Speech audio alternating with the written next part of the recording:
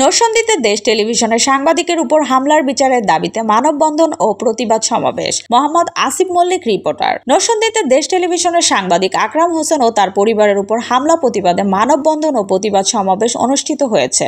শনিবার 19 জুলাই সকালে নরসিংদী প্রেস ক্লাবের সামনে জেলার সর্বস্তরের সাংবাদিক সমাজের ব্যানারে এই মানববন্ধন অনুষ্ঠিত হয়। মানববন্ধনে বক্তারা বলেন, সাংবাদিকরা হলেন সমাজের দর্পণ। তারা লেখনীর মাধ্যমে সমাজের দুর্নীতি ও অনিয়ম তুলে ধরেন, যার কারণে সাংবাদিকদের ক্ষমতাবানদের চক্ষুস্থলে পরিণত হতে হয়।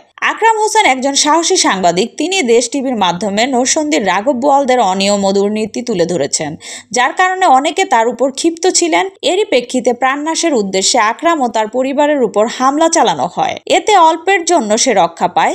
এই ঘটনায় সিসিটিভি ফুটেজের মাধ্যমে দুজনকে গ্রেপ্তার করলেও তারা জামিন নিয়ে বের হয়ে এসেছে। পুলিশ এখনো ঘটনার মূল হোতাকে চিহ্নিত করতে পারছেন না, যার কারণে আকরাম হোসেন এখনো হুমকির মুখে রয়েছে। আমরা অবিলম্বে মূল হোতাকে আইনের আওতায় ও সাংবাদিকদের নিরাপত্তা দাবি জানাচ্ছি। বিচার চাই এবং কেন হামলা করলো আমরা প্রতিবাদ করব এবং কাছে দৃশ্যমান নয়। অতএব এই সাংবাদিক আকরামের উপরে যে হামলা হয়েছে তারপর একের পর এক এরকম ঘটনাগুলো ঘটছে, এটি কিন্তু আসলেই ন্যাক্কারজনক ঘটনা এবং আমাদের সাংবাদিক ঘটেছে রাত প্রায় 10টার দিকে বাঁশের এলাকায়।